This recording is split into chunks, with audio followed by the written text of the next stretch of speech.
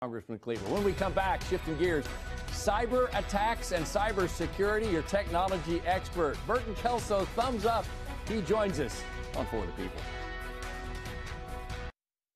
It makes you kind of nervous, you know? Yeah, scary. It's just kind of an unknown as to when and to what degree this is going to be resolved. Can you tell us what's going on with the network outage? Just looking for something. I don't have any answers.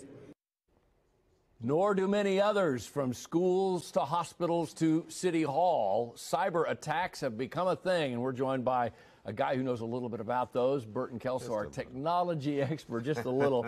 It's a fast-moving target, though, isn't it? I want to show you a graphic here, Burton. It's the numbers. Right. Comparing 21 to 23, the most recent numbers available for a full year. And as you can see, governments jumping from 77 to 95, schools up to over 108 in attacks in 2023, hospitals also nearly doubling the numbers. Is it really that trend we're seeing more attacks, we just know more about them? Well, I think we're seeing more attacks occur because cyber criminals are able to create sophisticated, socially engineered attacks using AI and using traditional methods in order to get people to click on files or links in order to infect offices and businesses. Artificial intelligence is making it easier for them? Is that what I Oh, hear you heck say? yeah. Right. You can go to AI and tell it to write a perfect phishing email, and you can use AI voice cloning to clone someone's voice. So if you wanted to make a phone call, impersonate somebody, AI does it perfectly. So we have different types of attacks. You have the ransomware attacks where they shut the system down, lock it down, you have to pay to get unlocked. Or you have the type of attack where they say, we're going to release your information after a certain amount of time if you don't pay, or steal it and just sell it. Those three types are the main types we're seeing now? Yeah, exactly, because data is king on the internet. If you get someone's social security number, address, and first and last name, it allows you to do a lot of things that can make criminals money. Let's take a look at one very recent example, and that was the Ewing Marion Kaufman School. We reported about this past week. We can show you, courtesy Lockbit, and I'll have you explain a little bit about what that is.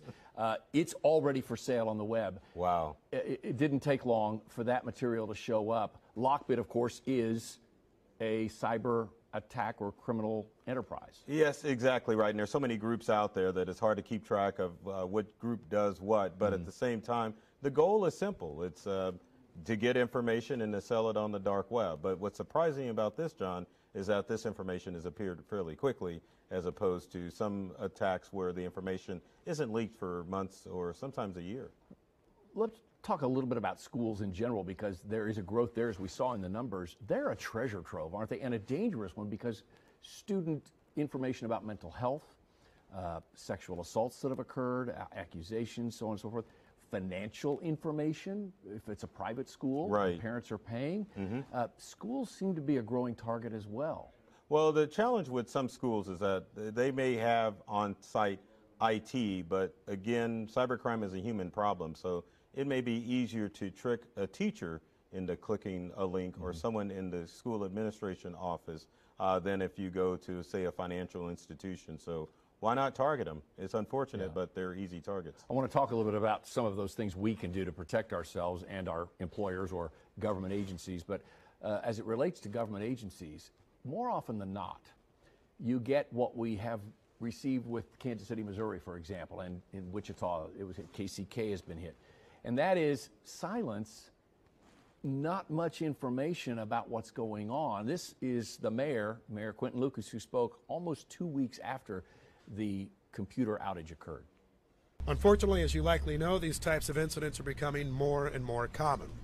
As our investigation continues, it's important that we avoid spreading incorrect information or discussing unconfirmed details. In about a 10-minute address, and took a few questions, the mayor really didn't tell us anything about what's happening. You saw the mayor pro tem going into City Hall, a committee meeting. I have nothing. I can't tell you anything. We are going to make payroll, she said. That was one concern. Why are government entities not more transparent?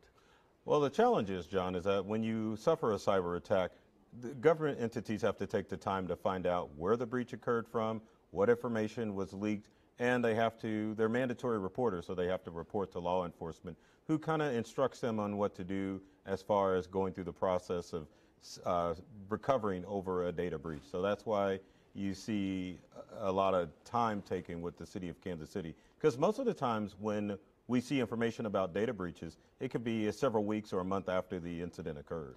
So, but in this case, we're all left to wonder, has my information been stolen? You and I've talked about this.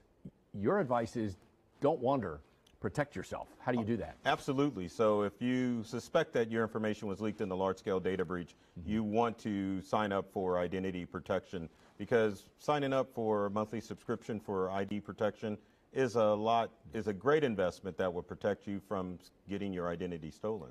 Final quick question for you here. What can we do to protect ourselves and our businesses in terms of, you talked about phishing emails. How do you protect yourself from clicking on that wrong link?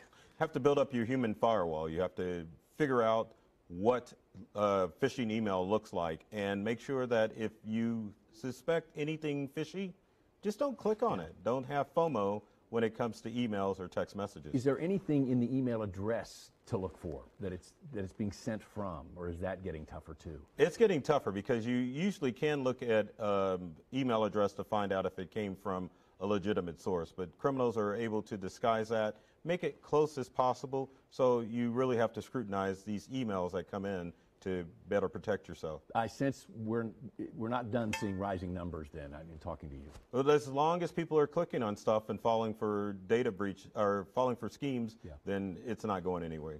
So use your real intelligence, not artificial intelligence, to make the right decisions. Exactly. Right? All right. Exactly. Burton Kelso, technology expert. Thank you, sir. We appreciate your time. No problem, John. Helping us do the right things. We appreciate you joining us. Do the right thing. Come back next week.